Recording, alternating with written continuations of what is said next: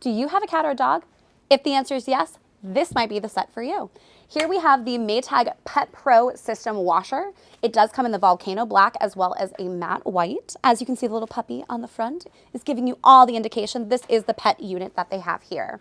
Moving into kind of the cycles at the top, you do have that electronic control panel with that traditional knob. Moving over into this section, you do have your temperature as well as your different option settings. And this is how you're going to activate that Pet Pro system.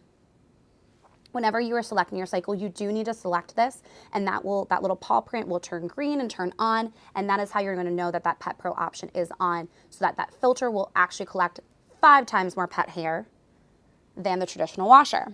So moving into the actual unit itself, you do have your detergent and your softener setting, as well as a built-in faucet to help soak anything kind of moving into that wash option.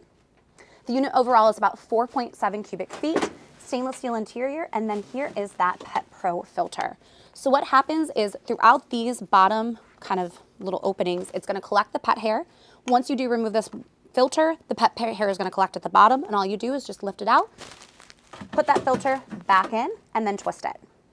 Be sure to check out one of our locations to take a look and see if the Pet Pro from Maytag is the right washer for you.